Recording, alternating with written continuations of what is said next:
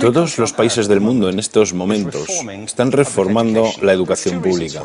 Existen dos razones para ello. La primera es económica. La gente está intentando resolver cómo podemos educar a nuestros niños para que ocupen su lugar en la economía del siglo XXI. ¿Cómo hacemos eso? Si ni siquiera podemos anticipar cómo será la economía al final de la próxima semana, como esta reciente crisis lo está demostrando. ¿Cómo hacemos eso? La segunda razón es cultural.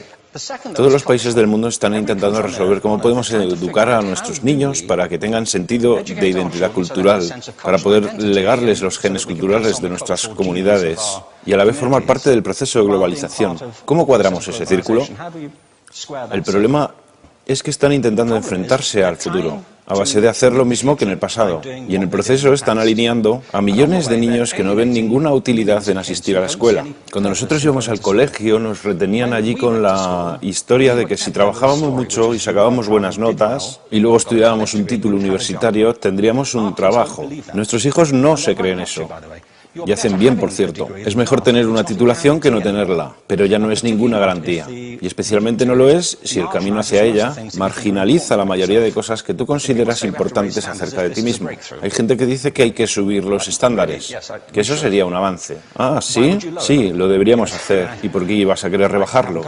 No me he encontrado con ningún argumento que me convenza para bajarlos. Pero subirlos, por supuesto que habría que subirlos. El problema es que el sistema educativo actual fue diseñado, concebido y estructurado para una era diferente. Fue concebido en la cultura intelectual de la Ilustración y en las circunstancias económicas de la Revolución Industrial.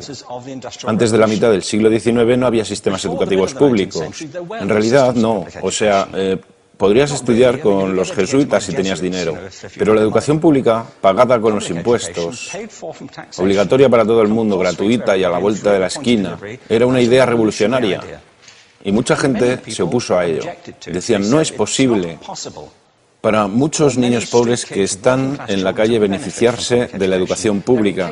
Son incapaces de leer y escribir. ¿Por qué perder tiempo con esto? Y también se asienta sobre una serie de suposiciones sobre la estructura social y la capacidad de las personas. Fue dirigido por el imperativo económico de aquel momento, pero a lo largo de todo ello se infiltró el modelo intelectual de la mente, el cual era esencialmente la idea que la Ilustración tenía sobre la inteligencia. La auténtica inteligencia consistía en cierta capacidad para el razonamiento deductivo y un conocimiento amplio de la cultura clásica. Se podría resumir en capacidad académica. Y esta idea está fuertemente enraizada en la reserva genética de la educación pública. El creer que hay dos tipos de personas, académicas y no académicas, y la consecuencia de eso es que mucha gente brillante se creen que no lo son porque han sido evaluados siguiendo este concepto de mente. Así que tenemos dos pilares gemelos, el económico y el intelectual. Y desde mi punto de vista, este modelo ha causado caos en la vida de mucha gente. Ha habido gente que se ha beneficiado maravillosamente de él,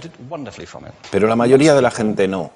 En lugar de beneficiarse, sufren de esto. Una epidemia moderna, mal ubicada y también ficticia. Esta es la plaga del síndrome de déficit de atención e hiperactividad, TDAH. Este es un mapa de la incidencia del TDAH en Estados Unidos, el mapa de prescripciones médicas para el TDAH. No me malinterpreten, no quiero decir que el síndrome de déficit de atención no exista. Yo no tengo la formación necesaria para ello. Sé que la amplia mayoría de psicólogos y pediatras creen que sí, pero aún es un tema a debatir.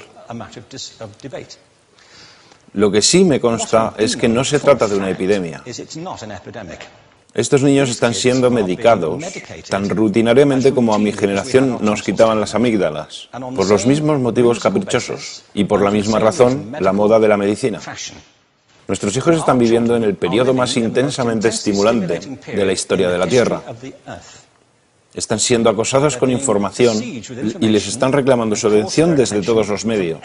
Los ordenadores, los iPhone, las vallas publicitarias y cientos de canales de televisión. Y nosotros les penalizamos por distraerse. ¿Distraerse de qué? Cosas que son un aburrimiento, en la escuela sobre todo. Me parece a mí que no es totalmente una incidencia el hecho de que la incidencia del TDAH haya crecido paralela al incremento de los test estandarizados. A estos niños se les está dando cosas como Ritalin, Adderall, a menudo medicación bastante peligrosa, solo para hacer que se concentren y se calmen. Pero según esto, el déficit de atención aumenta al ir al este de este país. La gente empieza a perder el interés en Oklahoma.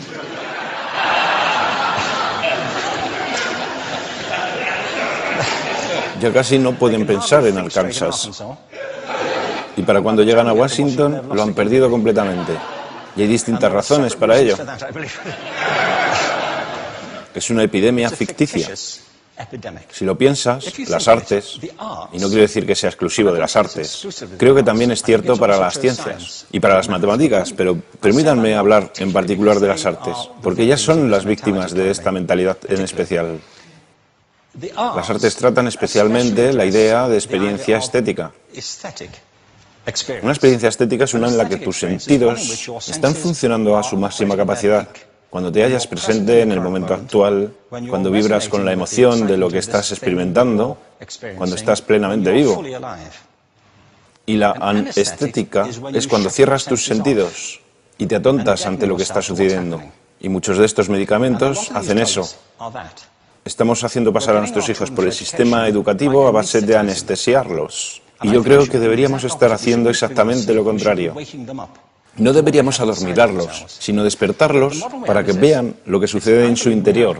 Pero el modelo que tenemos es este. Yo creo que tenemos un sistema educativo modelado del interés de la industria a su imagen y semejanza. Les daré un par de ejemplos. Las escuelas aún están organizadas como si fueran fábricas. Tienen timbres que suenan, instalaciones separadas, están especializadas por asignaturas. Aún educamos a los niños por lotes.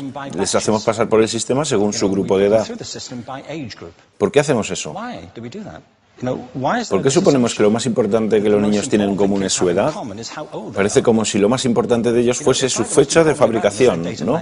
Bueno, yo conozco niños que son mucho mejores que otros niños de su edad en distintas disciplinas, o en diferentes momentos del día, o que son mejores en grupos pequeños o en grupos grandes, o que simplemente trabajan mejor solos. Si te interesa el modelo de aprendizaje, no puedes empezar con esta mentalidad de cadena de montaje. Se trata esencialmente de una conformidad. Cuando ves el incremento de los exámenes estandarizados y de los currículos estandarizados, todo se basa en la estandarización. Yo creo que tenemos que ir justamente en la dirección opuesta. Esto es lo que quiero decir cuando hablo de cambiar el paradigma. Hay un estudio estupendo que se ha hecho recientemente acerca del pensamiento divergente. El pensamiento divergente no es lo mismo que la creatividad. Yo defino la creatividad como el proceso de tener ideas originales que tengan valor.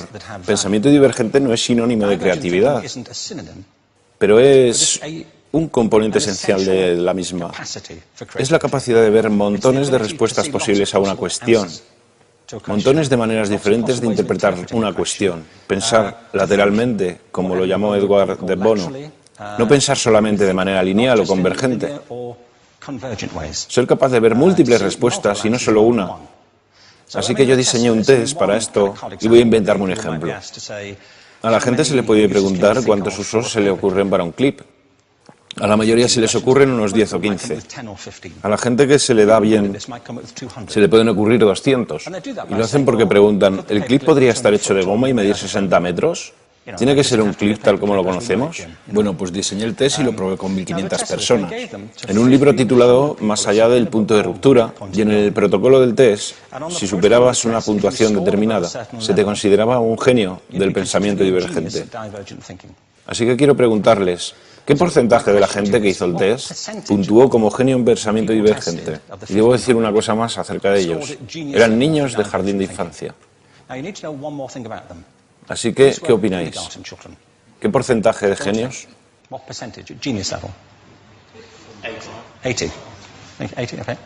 98%.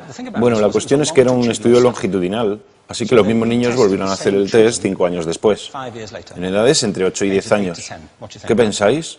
¿50%? Volvieron a hacerles el test otra vez, 5 años más tarde, cuando tenían entre 13 y 15 años de edad. Y se observa una tendencia, ¿no? Bueno, esto nos indica algo interesante, porque se supone que tendría que ser al revés, ¿no? Empiezas no siendo muy bueno, pero mejoras a medida que te haces mayor. Pero esto demuestra dos cosas. Una es que todos nosotros tenemos esta capacidad.